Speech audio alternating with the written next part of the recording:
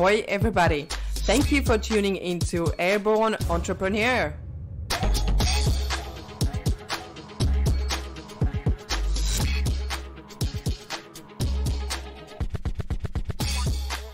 Hey everyone, thank you very much for tuning into my podcast. And I would like to share today a very important topic, and it's the experience of the world, our perception, and maybe a little bit why I find it very important is that it helped me to change my life and business. It changed me to create better relationships or have much deeper relationships with people around me, and also say no to things that are not aligned with my values, say yes to things that are right, and use my intuition on a deeper level, because we all can feel what is right or what is wrong for us in our body. We always have that first response in our body, but we are not tuning into that. That means that's really important when we move to intuition. But today I will probably just start with perception, and why I'm going to talk about that, because this is something that will increase your emotional intelligence. That means you will be emotionally fit leader. You will feel better. You will feel confident. Just to know about those topics and just to understand how other people are just different. We are just not the same, and we see things differently. It really helps people to take away, that first emotion or outburst of the feelings from conversation that is not comfortable, and really understand that yes, there are perceptions, and yes, we are different. And I would like to go deeper into that, because what is important to remember is all what you experience is your experience.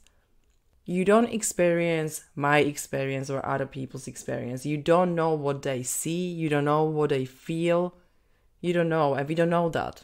And what is important that we perceive the world a different way, and therefore we feel differently, and therefore we make different choices. And of course, based on choices and decisions we make, we create results in our life. And what is really scary, that our perception is created by memories, by experiences, by values, beliefs that we created when we were born, when we were 1 year, 2 years old. We're creating those filters all life. And what is happening after maybe 7th year of your life, it's we start to use those all filters. We start to use them and work a little bit on automatic. And don't take me wrong, like some part of us needs to be actually working on automatic, because it's, we don't have a chance to remember all details of the one moment.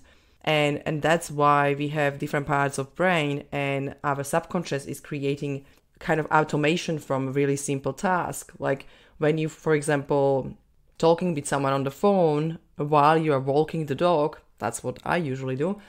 I don't need to think about that walking. I don't need to think about, I'm taking the right leg in front of left leg, and I don't need to basically be consciously walking. That means we have that automation, with some things like how you wake up in the morning, at each part of the bed, how you actually walking, what you do first. Maybe you do go straight away to make your coffee, or maybe you just go, to wake up your kids, and it's some kind of automation every morning. And it is important that we have those filters, and they are able to create, some kind of automation. But what is happening in our, probably when we think about age of 20 or 30, what is really scary, that is almost 95% of our life run on automation. It's on the program. The program is there in our brain, and we are subconscious human beings, and we don't think anymore for ourselves. We don't question the things we do. And imagine now that those filters and those automatic things that we, or the things that we experience, we created as a beliefs because of culture, maybe because of the environment where we were raised. we created those through those filters, some kind of automation or automatic model that creates our perception.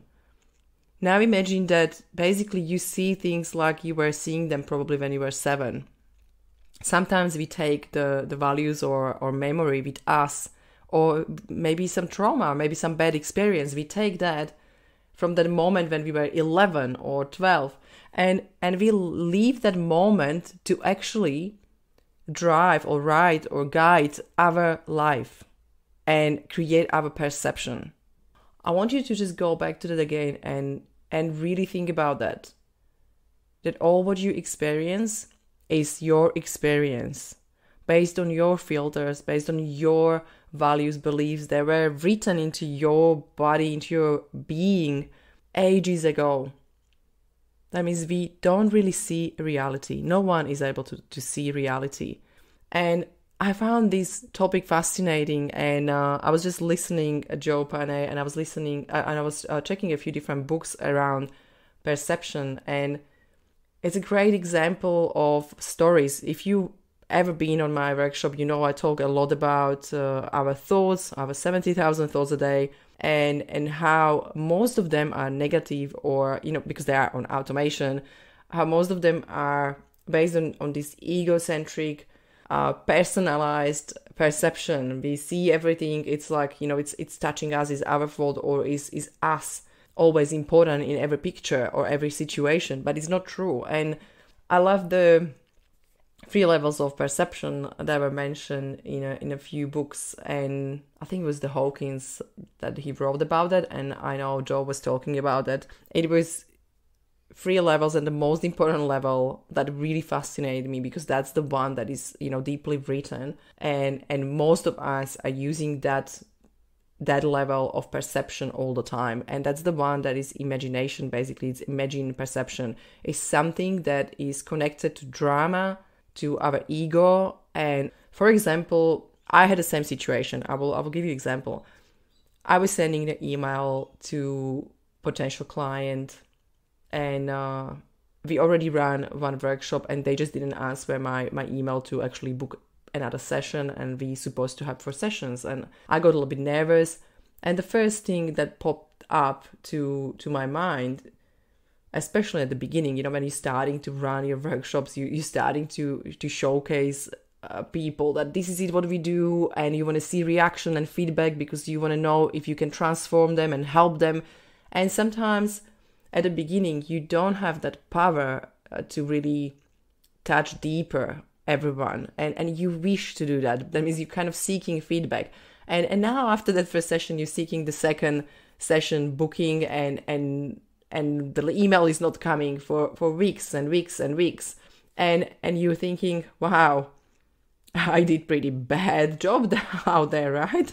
Like, it had to be really bad. And I'm going back, and I was thinking, and I was going deeper into exactly what happened during the session. I was going through minute by minute, like, what did I do wrong? I was asking all those wrong questions, right? Instead of actually checking what I did well and not creating drama, right? And I was so much into that feeling of like what did I do? Like, they really didn't like it. They're not communicating. I actually created perception through drama, through story. And I was telling basically myself or talking to myself the way that I said, you know what, they didn't like me. They didn't connect with me. It's all about me. I was even really bad. I was probably really bad with facilitating that. They probably didn't feel anything. I was putting all this drama around, and I felt so sick. I felt bad, and I actually was losing confidence, and I was losing the drive, and I was thinking, wow, I need to wait for them because they need to kind of, confirm that I can do this. And it was just so wrong, so much drama. And that was the day when I said, you know what, this is the drama I'm creating. And I caught myself in that dramatic, that imagination or imagined perception. And I told myself, wow, like, that was great story that you just said, that you just told. And yeah, that was probably the moment when I realized that yes, I'm the same, I'm same a lot of time in drama, and in that ego. And that was when my journey of changing perception kind of started. And it was such a good feeling to realize that it's not about me. And that was the second level of perception, when I said, you know what, that's fine. They're probably busy. That's okay. I will just wait. And I released that negative energy, and it was such a nice feeling. And I just let it go. And the third level of perception was that, you know what, I sent email, that's fine. And nothing else happened. Really, nothing else happened in situation. It was just that the email was sent, and I asked them for the session for the next time. And I was able to release that energy, that anger, or that frustration, or doubts, or lack of confidence, blaming myself, blaming everything. And when I released that, it's funny enough, I actually got email from them next morning. And I said, your session was fantastic. I'm sorry, we were busy. I just got this amazing email telling me that they really want the same week, they want second session. And I was like, wow, I don't do this. This is really fast. But they said so many beautiful things that I honestly didn't expect it. And I created this perception of belief, or the strong belief that from perception, I created belief that actually I'm not good in what I do. And that was scary, right? Especially when you're starting your business. And that was massive learning of my inside, of my perceptions, of how I'm creating reality, how many times I did it. And from that day, I never tried to fabricate something that didn't happen yet. I don't try to imagine what other people think, how they think, and what they think about me. It doesn't matter. It honestly does not matter, because all I'm doing here is I'm trying my best and I'm developing every day. And all I need is trust myself and trust that I'm working with right people. And that was the step probably into real internal well-being and success that I felt, because I felt freedom. That means use your perception levels, and check on yourself every day when something happened that is making you a little bit frustrated or angry, or a little bit, you feel in your body a little negative feeling. Just go back to that situation and think about, like, wow, what I was creating, what story I'm creating, what am I thinking about this situation? Am I in that third terrible level that is all drama? Am I personalizing things? They're all about me? Or am I in that second level when I'm thinking a little bit lighter, but I'm saying they don't have time, or that's fine, but I'm still creating a little bit of story, but it's not that dramatic? Or you are in that level of, I guess that's the high consciousness and in the inner well-being and high emotional intelligence, when you can say, well, I did this and nothing happens, until actually the person respond, or until the person really express what they think, what they feel. And I will suggest to have a look, because I believe perception is a massive thing, massive concept. And we can talk about it probably a long time. And I will come back and talk about more stories, because there's a lot of stories about perception and how that those situations don't need to serve us a lot of time. And yeah, okay, I think I will just finish here. I will probably just leave it there, because to start another topic will be too much. And I would like to probably leave that with you and see where you will go with your perception, and how do you create your reality every day. Is that something that is more negative? Is that something that is too positive or almost naive? Don't judge that, just to bring awareness. We don't want to judge how we think, right? We just want to bring awareness into our everyday life and how we create our feelings from each day. Have fun, and I will see you soon again.